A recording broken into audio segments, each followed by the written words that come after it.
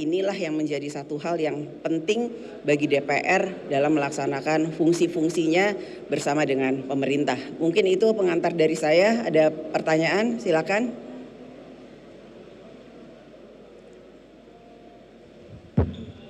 Nggak ada, cukup? Ya, terima kasih. Wassalamualaikum warahmatullahi wabarakatuh.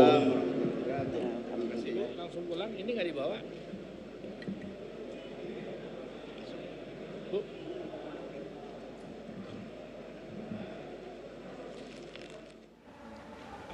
Oke, kita lanjutkan dialog kita tadi yang sudah disampaikan oleh Pak Henry Satrio. Ini ada beberapa pertanyaan yang mungkin bisa dijawab nih oleh Pak Wempi.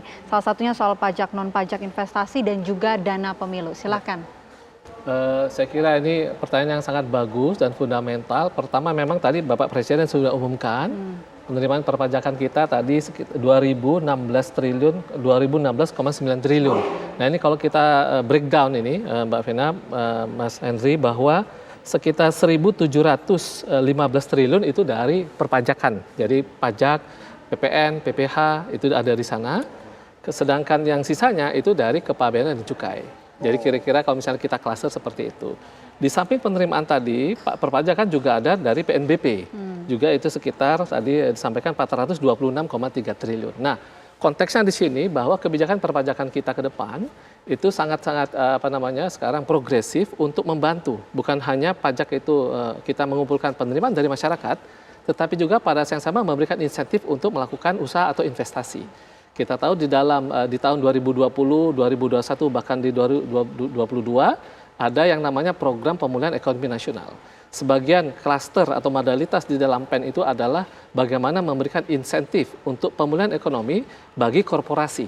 Di dalamnya ada insentif untuk perpajakan. Jadi memberikan supaya unit-unit usaha, para pengusaha yang tadinya kesulitan untuk memproduksi, dengan adanya insentif pajak mereka bisa melakukan kegiatan-kegiatan produksi. Ini ujungnya nanti akan mengurangi atau mencegah terjadinya pengangguran yang lebih banyak lagi. Yang kedua, dalam konteks kebijakan perpajakan, sekarang dari sisi harga komoditas yang juga sangat tinggi, kita mendapatkan windfall di sana. Dan juga dalam kondisi pertumbuhan ekonomi yang cukup baik, sehingga ada kondusif bagi penerimaan perpajakan. Kewaspadaan ke depan adalah bahwa ada beberapa modalitas di dalam klaster perpajakan tadi yang memang sudah tidak berulang. Misalnya adalah PPS, program pengungkapan sukarela yang kemarin sudah berakhir. Kita mendapatkan 61 triliun lebih. Nah, di sini saya kira suatu momentum bahwa dalam konteks strategi dan optimalisasi penerimaan perpajakan kita masih cukup kuat. Yang kedua terkait dengan investasi tadi Pak Henry, saya kira ini dia ada policy mixnya, bukan hanya terkait dengan kebijakan fiskal, tentunya ada instrumen-instrumen lain untuk memberikan insentif untuk investasi. Kita tahu di tahun 2022 ini untuk Q2-nya pertumbuhan investasi 3,1%, didorong oleh investasi di bidang mesin dan kendaraan niaga. Banyak juga investasi di bidang lain, misalnya dari fintech misalnya. Sekarang banyak sekali para investor dari Singapura, dari India, kemarin dari Jepang, mereka sangat tertarik dengan potensi pengembangan bisnis fintech di Indonesia. Mereka sebut ada e-fishery misalnya, ada beberapa yang anak-anak muda. Pertanian, perikanan, bahkan untuk pemasaran produk-produk yang sifatnya primer. Itu kalau Pak Elon tuh jadi masuk? Jadi di sana Pak Elon juga bagian dari proses negosiasi investasi. Kita harapkan kalau nanti sudah cukup progresif, saya kira nanti akan menjadi satu tambahan investasi juga untuk, terutama beliau akan mencari kalau nggak salah di bidang nikel. Nah, ada satu hal menarik ini, Bang Henry, Mbak Vena, bahwa untuk yang tadi ada satu program hilirisasi. Strategi hilirisasi industri. Sebagai contoh nikel, di tahun 2014 ekspor nikel kita itu baru 16 triliun rupiah. Di tahun 2020 kemarin itu nilainya sudah 340 triliun. Meningkatnya mungkin lebih dari 16-18 kali lipat. Nah, strategi hilirisasi industri ini sangat didorong oleh Bapak Presiden di dalam konteks RAPBN 2023, bagian dari fokus dari bagaimana APBN bukan hanya menjaga dari sisi optimisme dan juga kewaspadaan, tetapi juga mendorong proses investasi dalam konteks strategi hilirisasi. Ini kalau bicara ekspor nikel tadi, perhitungan ekspornya itu hanya perusahaan yang dimiliki Indonesia atau termasuk perusahaan yang dimiliki oleh Cina atau negara-negara lain? Jadi semuanya digabung jadi satu. Jadi apa yang diproduksi di Indonesia kemudian kita lakukan ekspor. Jadi para investor bukan hanya perusahaan domestik, juga ada PMA dan PMDN. Dan juga nikel ini kita tahu paling banyak ada di Sulawesi Tengah, Sulawesi Tenggara, dan juga Maluku Utara. Di sana produksi yang diharapkan bukan hanya biji nikelnya, tetapi pengembangan lanjutan, mungkin dari sisi ferronikel dan lain-lain. Bahkan untuk bahan baku dasar untuk baterai lithium. Jadi kita bersyukur bahwa kita dikaruniai kekayaan alam yang sangat besar, dan ini akan menjadi suatu modal yang bagus untuk memulai dan juga menunjang proses investasi di masa depan. Itu dana pemilu tadi. Sekarang saya Dana pemilu. Untuk dana pemilu, saya kira ya ini isu yang sangat dinamis ini. Kita sudah bicara dan koordinasi ini, Bang Henry, Mbak Vena, Pak Edi, saya kira teman-teman juga mengikuti dari media, bahwa komitmen pemerintah untuk program prioritas untuk penyelenggaraan pemilu memang sudah tidak bisa ditawar. Jadi memang itu sudah dikomitmenkan dan sudah disediakan sebenarnya. Bagaimana proses pengajuan ini agak detail sebenarnya. Cuman dari Dirjen Anggaran sudah memberikan klarifikasi juga kepada waktu itu yang koordinasi adalah Bapak Menko Polhukam, bahwa dana pemilu aman.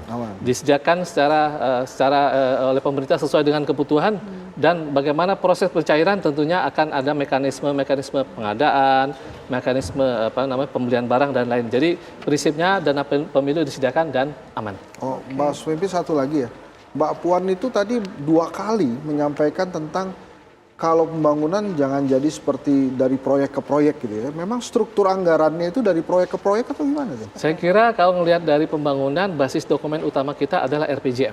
Jadi ada rencana pembangunan jangka menengah nasional. Di sana sebenarnya sudah diberikan guidance atau arahan-arahan bagaimana sektor-sektor yang menjadi prioritas pemerintah. Tadi Pak Edi juga sampaikan ada 5+2 Pak ya, jadi 7. Dari kita mengenai pembangunan di bidang SDM, itu sejak 2019 sampai 2024 sudah diberikan arahan berapa besar komponen anggaran pendidikan, kemudian di bidang kesehatan dan perlindungan sosial. Infrastruktur juga sama, hard infrastructure, soft infrastructure. Di bidang regulasi dan reformasi birokrasi juga sama. Kementerian mana yang terkait untuk program ini juga diberikan anggaran dan program-program termasuk indikator kinerjanya. Bahkan yang terakhir, yang baru adalah transisi menuju ekonomi hijau. Ini mengantisipasi komitmen Indonesia bagian dari transisi menuju net zero emission. Kita tahu kita 2030 akan menuju target seperti itu. Oke, ada satu hal juga yang menarik, ini yang sebetulnya kita tunggu-tunggu ya, akan disampaikan oleh Presiden dalam pidato kepresidenannya tadi, tapi nyatanya ini tidak disampaikan. Saya mau ke KSP Pak Edi. Pak Edi, ini tidak ada pembahasan soal subsidi energi. Apakah pemerintah nantinya akan menaikkan BBM atau seperti apa Pak? Ya, pertanyaan bagus dan saya kira banyak yang ingin tahu ya. Sayangnya tidak bisa dijawab straightforward atau langsung ya. Saya sampaikan begini saja ya. Jadi ada 3 faktor yang selalu menjadi pertimbangan pemerintah, khususnya Bapak Presiden, ketika akan memutuskan sesuatu yang terkait dengan hal-hal seperti itu. Yang pertama adalah beban masyarakat. Tentu saja pemerintah, khususnya Bapak Presiden, tidak ingin ya masyarakat terbebani oleh berbagai hal, khususnya dalam hal ini katakanlah harga. Nah, yang kedua yang tidak kalah pentingnya itu adalah kesehatan keuangan negara. Ini juga perlu kita jaga. Dan yang ketiga, beliau sampaikan juga dunia usaha juga harus tetap berjalan. Misalkan dalam konteks BBM ya, itu kan Pertamina ya, kemudian PLN dan sebagainya. Mereka juga harus berjalan. Nah, 3 faktor ini yang kemudian kita harus pertimbangkan, dan juga tidak kita bisa lupakan adalah faktor eksternal, yaitu harga minyak dunia. Kemudian juga ada persoalan kurs dan sebagainya. Jadi banyak faktor yang saya kira akan terus dipertimbangkan pemerintah sebelum sampai kepada keputusan yang tadi disampaikan. Tentu saja kita semuanya berharap bahwa tidak ada kenaikan ya harga BBM bersubsidi, tapi kebijakan nanti itu akan sangat ditentukan oleh beberapa faktor yang tadi kita ingin yang kita tadi sebutkan gitu ya.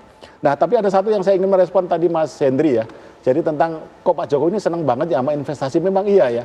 Nah, jadi ini pentingnya kan gini, jadi kalau ada investasi itu tercipta lapangan kerja ya.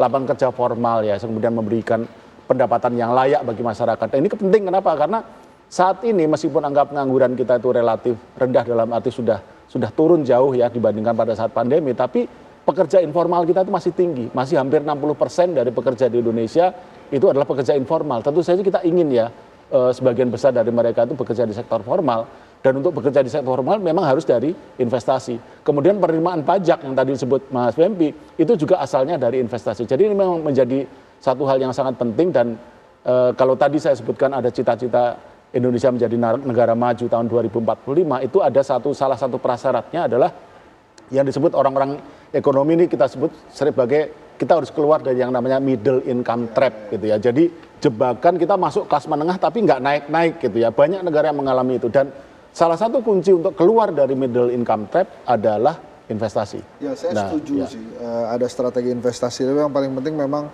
kejadian gitu. Ya. Jadi jangan baru mau akan terus. Ya. Dan jangan di atas kertas saja angkanya, tapi memang terrealisasi. Ya. Gitu sih sebetulnya. Demikian, Mbak Vena. Oke. Sekarang saya mau ke Bang Henry nih, Bang Henry. Kalau kita lihat mungkin ya tahapan pemilu kan sudah mulai ya, pendaftaran ini sudah selesai ditutup 14 Agustus kemarin. Dan kalau melihat dari pendaftaran partai politik kemarin, ini bagaimana Anda melihat fenomena menuju Pilpres 2024? Saya rasa menarik ya. Justru menarik yang terjadi itu di dalam internal koalisi pemerintahan sendiri. Karena terbagi 4 gitu ya. Ada koalisi Indonesia Bersatu yang isinya Golkar, PAN, P3, ada Gerindra, PKB, dan terus ada Nasdem dan ada PDI Perjuangan gitu. Yes. Itu menarik juga sampai terjadi 4 begitu. Pertanyaannya kan itu koalisi dari hati atau karena ada instruksi gitu. Kalau karena ada instruksi ya nanti capres-cawapresnya juga berdasarkan instruksi. Nah, tapi justru yang menarik tadi adalah kan ini dihadiri oleh ketum parpol yang juga para menteri. Itu jadi menarik kenapa? Karena artinya notabene apa yang disampaikan oleh Pak Jokowi tadi juga sudah disetujui oleh beberapa partai politik ya, karena otomatis mereka sebagai ketum parpol juga sebagai menterinya Pak Jokowi. Baik, nampaknya masih banyak yang sebetulnya masih kita ingin obrolkan ya, bincangkan ya. Tapi sayang sekali waktu terbatas, sudah selesai waktunya sampai di sini pemirsa. Demikian kabar khusus kali ini, kami mengucapkan terima kasih kepada ketiga narasumber yang sudah hadir. Pak Wempi, terima kasih banyak. Pak Edi, terima kasih. Pak Henry Satrio, terima kasih banyak atas kesempatannya. Demikian kabar khusus kali ini pemirsa. Wakili kru yang bertugas, saya Vera Kintan pamit undur diri. Terima kasih, sampai jumpa.